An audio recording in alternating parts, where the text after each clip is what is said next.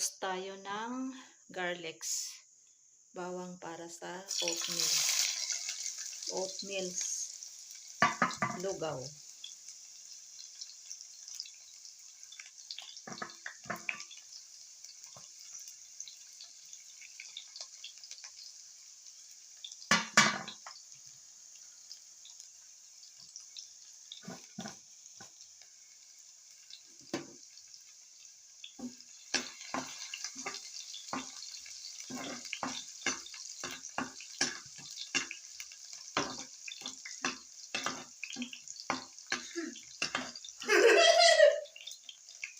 Silangga. Tapos ko lang siya ng lunch. 1 PM now, Pakistan time. Kasi hindi siya nag-almusal. Breakfast and lunch together kay Langga. Kasi natulog siya. Wala siyang tulog kagabi. Pati ako wala din akong tulog.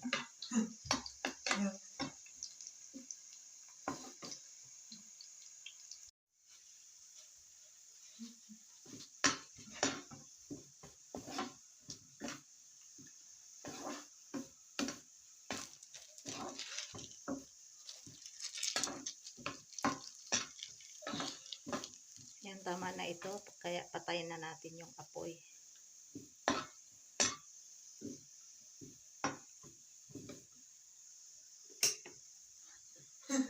Next, mag-boil tayo ng tubig para sa oats porridge. Ayan. Ito yung gagamitin ko para sa lugaw. Ayan, kisan. So, ito yung laman niya.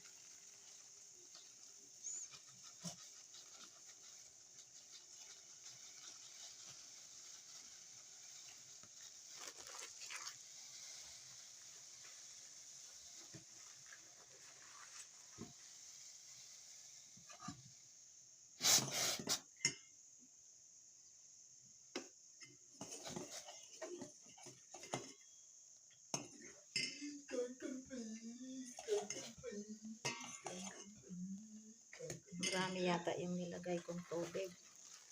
Kaya dagdagan ko yung oats.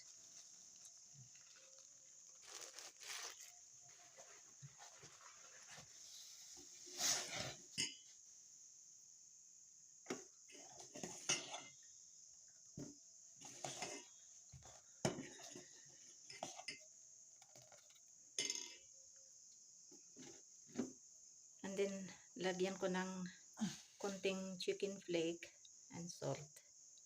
Ito yung niluto ko na chicken curry, kaya tinanggalan ko ng isang 1 piece na chicken.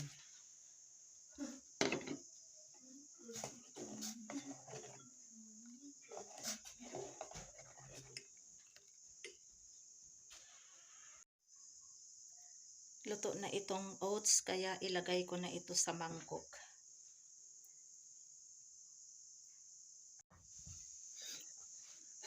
Ito na yung toasted na bawang. So, durugin natin ito ganyan.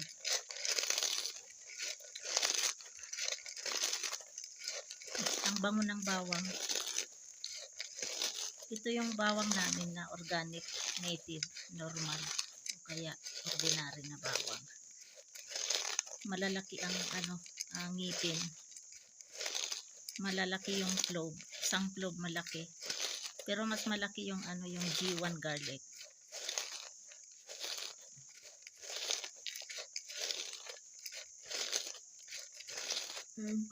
Tama na itong pagkadurog niya.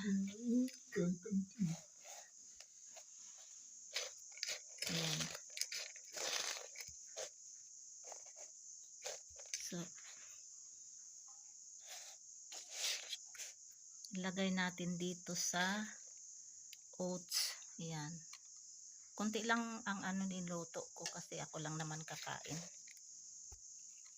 Ayan.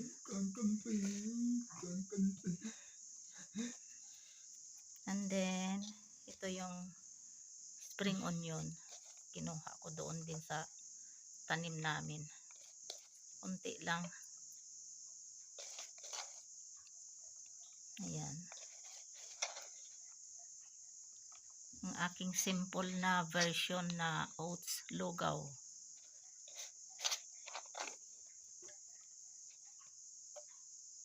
Hindi ko nilagay ito lahat. Marami na yung bawang na dikdik. So, lagyan ko din ng isang itlog na boil. Ayan.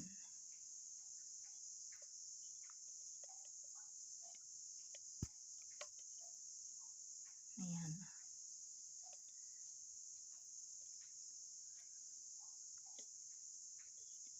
Ayan ang aking lugaw oats. Ayan.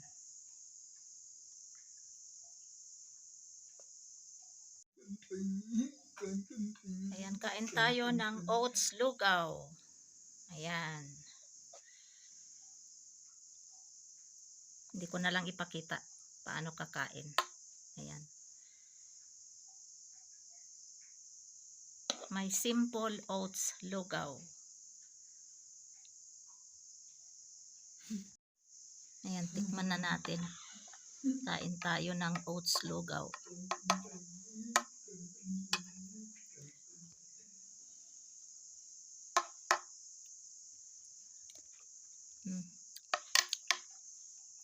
Sarap. Sa mga hindi pa nakatry ng ganitong oats lugaw, ito gawin nyo para mas madali. Hindi na kayo mag-boil ng ng kanin.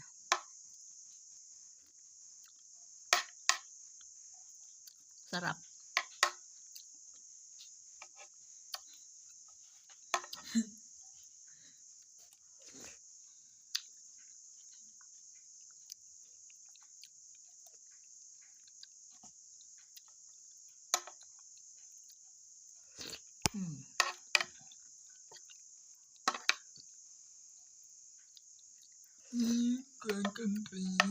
Sarap.